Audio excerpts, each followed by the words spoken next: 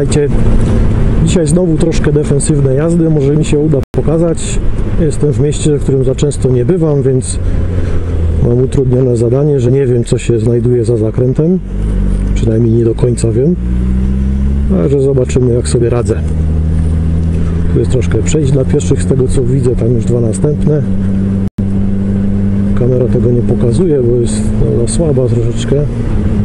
Nawet 3 przejścia, to jest pierwsze.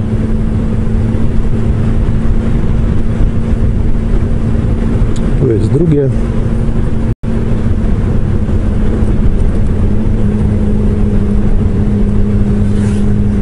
A tu jest trzecie.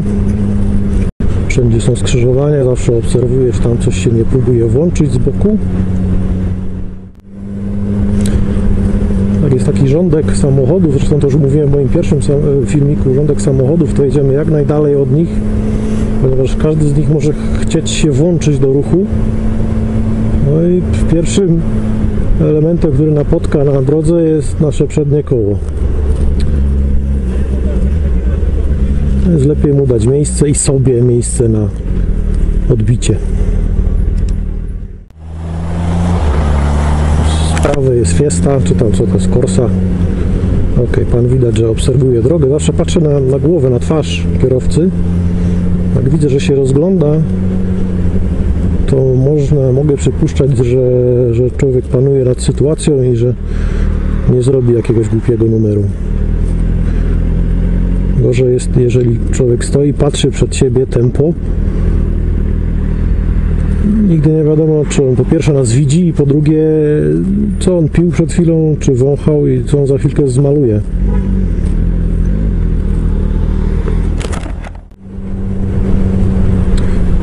Tutaj akurat tą ulicę znam, wiem, że tutaj ludzie robią różne głupie rzeczy.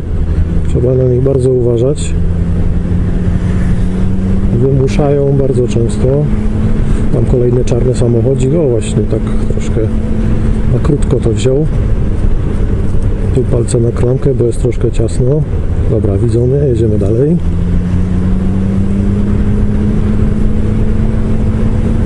Ok, tu się nic nie dzieje. Mamy rezerwowy pas środkowy, w razie co, to zawsze jest gdzie uciec. Obserwujemy sobie tylko drogę przed nami, ewentualnie samochody z naprzeciwka, czy któryś nie chce skręcać przed nami, przed nosem. Troszkę się pogorszyła nawierzchnia. Ważnym tematem jest właśnie umiejętność czytania nawierzchni. To znaczy po fakturze, po kolorze, po kącie, po odbijaniu światła, policja, umieć rozróżniać rodzaj nawierzchni, który aktualnie jest pod nami bądź przed nami. To trudno mi się teraz mówi, bo kolega jedzie przede mną i tak muszę się pilnować. Ogólnie każda zmiana, każda odchyłka od normalnego koloru nawierzchni oznacza, że jest to albo coś wklęsłe, albo wypukłe. O, jaki pan obładowany.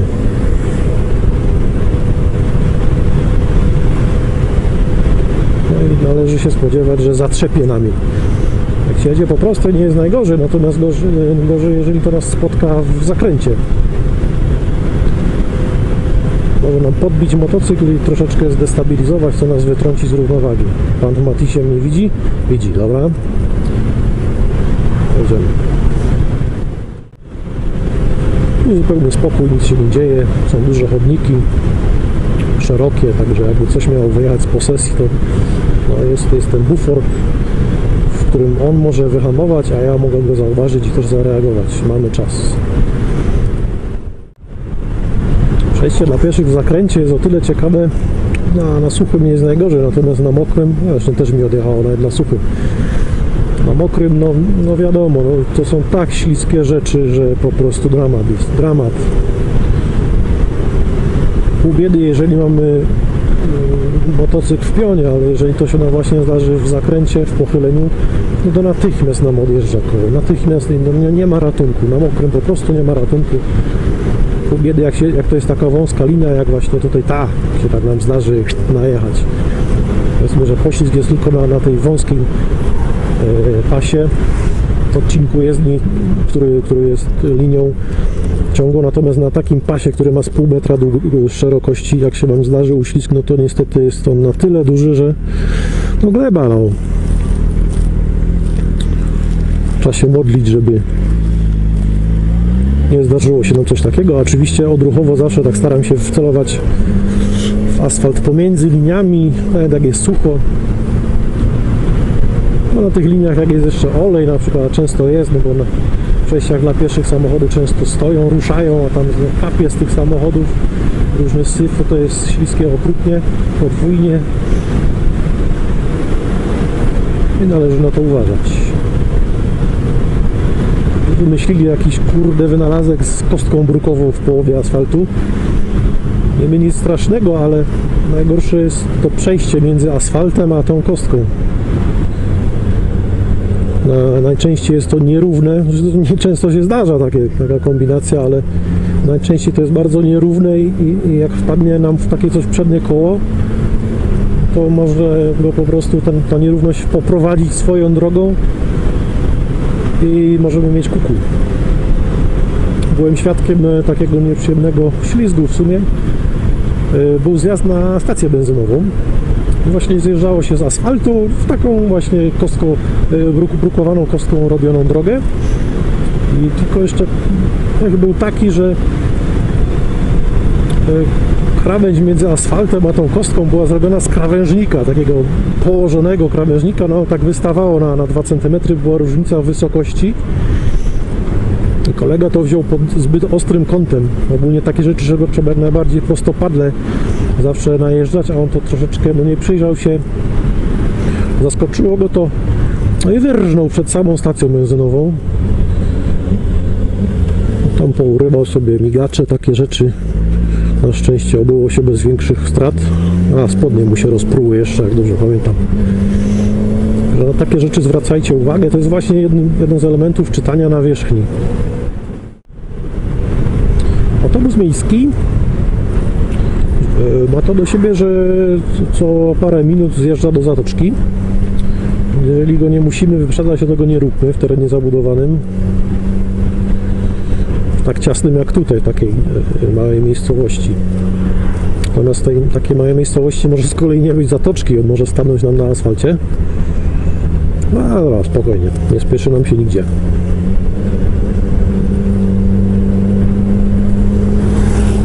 A tak właśnie, zobaczymy, czy tu jest zatoczka. Chyba nie ma. Nie ma. Teraz cholera, co? Dobra, tam jest przejście, więc nie będę kozaczył, tym bardziej, że ludzie na to przejście wchodzą. I skrzyżowanie.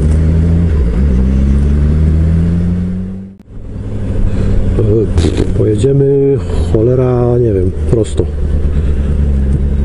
Prosto, bo tam jedzie autobus. O Jezus, lubię takie znaki.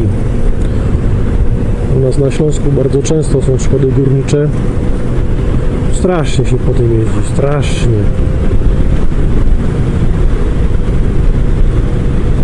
Trafi wysadzić człowieka z siodła.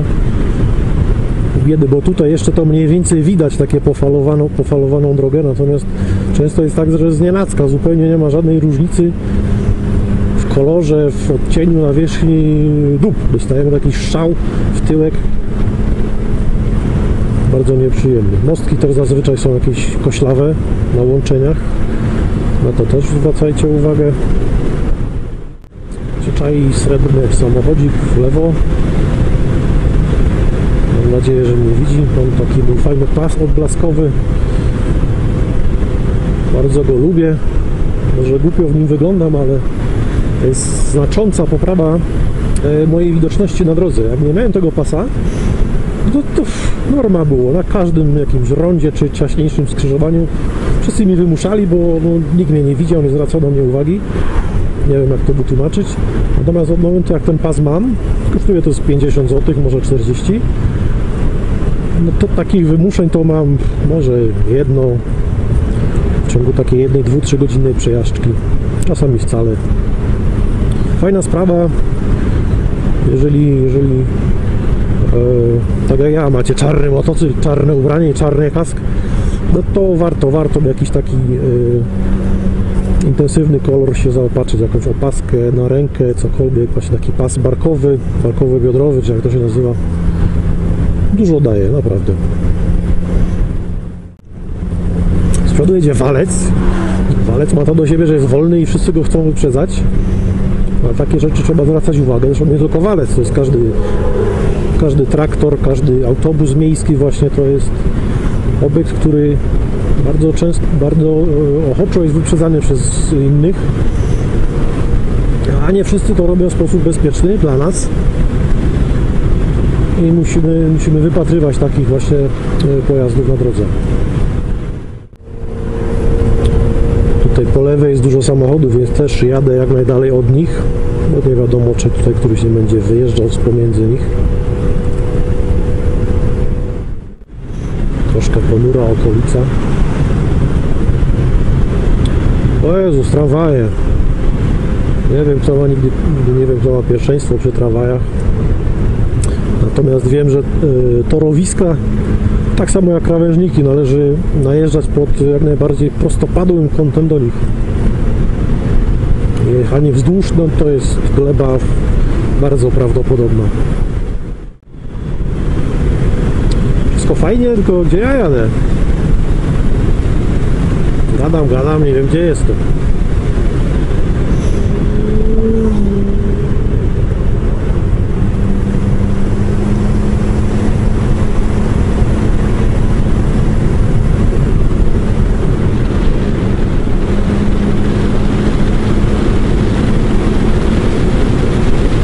Coś wyjeżdża? Stanę, dobra.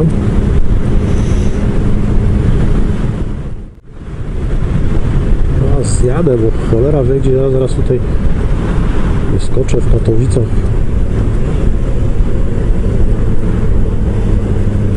Oczywiście te strzałki i te znaki poziomowe, one wszystkie są strasznie śliskie. Nawet na sucho są niepewne. Należy je omijać. Przy zjazdach z autostrad to też uważajcie, bo ponieważ jest taki zawsze zazwyczaj ostry łuk, to z samochodów ciężarowych w szczególności spływają z plandek z góry, spływa woda czasami. No jest śliska. Jak trafimy w takim zakręcie na wodę, no co, jak już mówiłem, co się nam może stać. Gliwice, to może Gliwice sobie pojadę. Potem inne syfy też tam siłą środkową są wypychane z samochodów. Czy to ma pierwszeństwo? Chyba oni. Też jest wypychany różny syf, więc należy uważać i ja zazwyczaj jadę wewnętrznym pasem. Wewnętrzną stroną pasa. Na środku też nie stawajcie, albo na lewej stronie, albo na prawej stronie pasa, bo tu na środku widzicie jakiś syf jest. Jak jest mokre, to się uśliźnie koło przy ruszaniu nawet. Dobra, teraz wam pokażę, jak to atakować. Od zewnętrznej ciach, duży kąt. Mniej więcej do tego należy dążyć.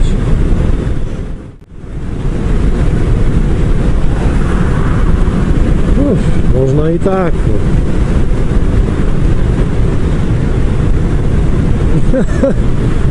Ale trzeba być durniem, żeby zaraz skręcać. Tak? Trzeba być durniem, naprawdę. Gratulacje.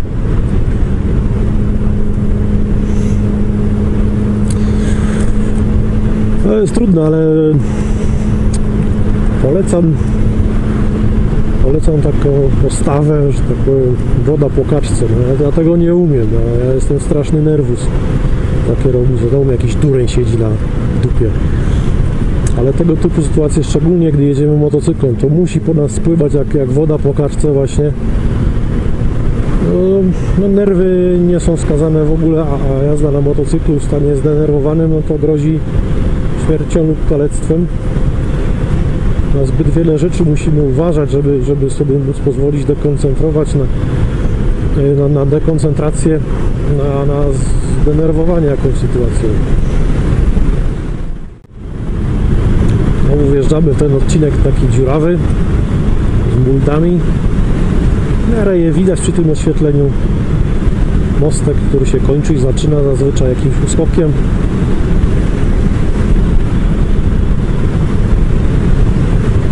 Takie widać poprzeczne teraz przebarwienia, to właśnie są dziury, garby w zasadzie.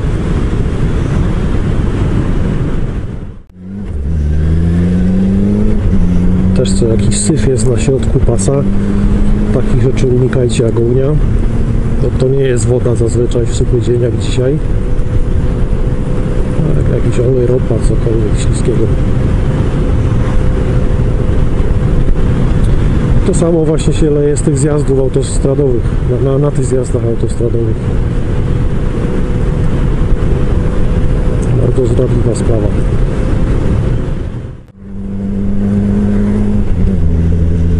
Jadąc w takim rządku właśnie, jak są, i dojeżdżamy do różnych skrzyżowań poprzecznych, tak jak teraz była tam ta Skodzinka srebrna, nie siedźcie na ogonie samochodu przed wami, ponieważ ten samochód z boku was zbyt późno zauważy, a będzie mógł cię chcieć wcisnąć między ten samochód, który jest przed wami, a ten, który jest za wami, w tą lukę. Bo was nie będzie widział na motocyklu, będzie widział sporą lukę, natomiast wy będziecie zasłonięci samochodem przed wami, no i będzie dość ciasno.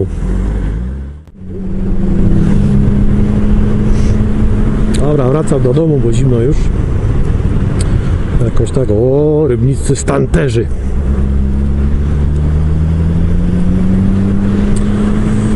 Bo zimno. Może troszkę wam pokazałem, mam nadzieję, że ktoś tam z tego wyłuskacie dla siebie ciekawego. Jak coś tam źle robiłem, to ewentualnie zwróćcie mi uwagę, nie ma problemu. No i tyle. Bezpieczności. Na razie, cześć.